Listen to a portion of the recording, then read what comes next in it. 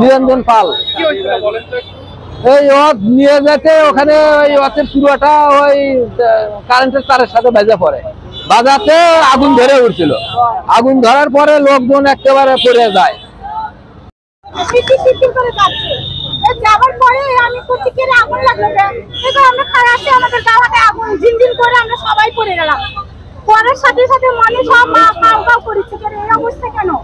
কারণ করছে কি এটা কি শর্ট খেয়েছে যা আমরা তো আজকে সবাই মরে গেলাম, সবাই শুয়ে পড়ছে, কেউ নাই, অনেক মানুষ সবাই পড়ে গেল।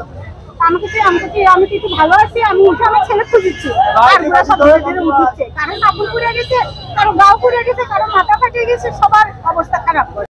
মানে আমাদের যারা আছে পেশেন্টের সাথে যারা আছে তাদেরও ভিড় আছে। আমরা ইতিমধ্যে পুলিশ সুপার মহোদয়ের সহ আমরা ভিজিট করেছি। এখানে আমরা ট্রিটমেন্টটা যাতে ভালোভাবে হয় সেই ব্যাপারে আমরা রিকোয়েস্ট করে এসেছি, এবং এখানে যাতে ডিসিপ্লিন ওয়েতে যারা আহত হয়েছে তাদের ট্রিটমেন্টটা যাতে প্রপারলি হয় সেই ব্যাপারে আমরা রিকোয়েস্ট করে এসেছি। এখনো পর্যন্ত ভর্তি কতজন আছে অ্যাকচুয়ালি এই ট্রিটমেন্টটা এখনো পর্যন্ত আইডেন্টিফাই করা যায় নাই। যারাই আসতেছে তাদেরকে ট্রিটমেন্ট দেওয়া হচ্ছে একেবারে মানে পরিপূর্ণভাবে। যখন মানে ট্রিটমেন্ট একেবারে কার্যক্রম শতভাগ নিষ্পন্ন হবে তারপরে ইয়াটা বলা যায় না। কতজনের মৃত্যুর খবর এখন আমরা ব্রড ডেথের কথা হসপিটাল কর্তৃপক্ষের কাছে যেটা শুনেছি, জিয়া মেডিকেল কলেজে যেটা আছে এখানে আমরা শুনেছি আমরা 5 জন, আর মোহাম্মদুল্লাহ হসপিটালে 1 জন, এই টোটাল 6 জনের কথা আমরা শুনতে পেরেছি। এখনো মানে ট্রিটমেন্ট চলছে।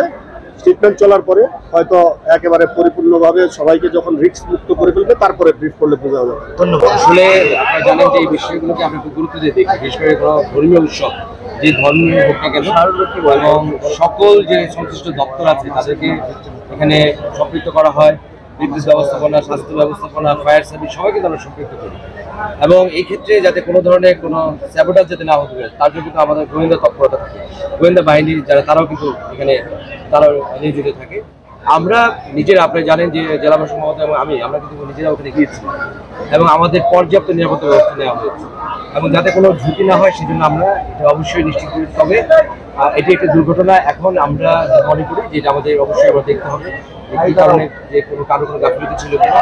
তবে এখন আমাদের জন্য সবচেয়ে জরুরি হচ্ছে যারা এত বড় দুর্ঘটনার শিকার হয়েছে তাদের চিকিৎসা নিশ্চিত করা, এবং এক্ষেত্রে আমরা সবাই এখানে সম্পৃক্ত আছি। হাসপাতাল কর্তৃপক্ষের সাথে যোগাযোগ রাখছি আমরা, এবং রোগীদের সাথে কথা বলছি, যার যেরকম চিকিৎসা দরকার এটি নিশ্চিত করে আমাদের এখন মূল দায়িত্ব। এক্সট্রা ম্যান পাওয়ার সবাইকে নিয়ে আসে, ডক্টর, নার্স এবং অন্যান্য সবাইকে নিয়ে আসা হয়েছে। আমরা আমাদের সাধারণত চেষ্টা করছি, আশা করছি আমরা ক্যাজুয়ালিটি উত্তরাধিকার সম্পর্কে হবো। আর যে ব্রড ডেটের কথা বলে 4 জন, আমরা এখন পর্যন্ত 4 জন ব্রড ডেট পেয়েছি যারা। আর অ্যাডমিশন কিছুক্ষণ আগে 28, এর মধ্যে আরো কয়েকজন ভর্তি হয়েছে। ফাইনালি আর একটু পরে আপনাদের ফুল তথ্যটা দিতে পারবো।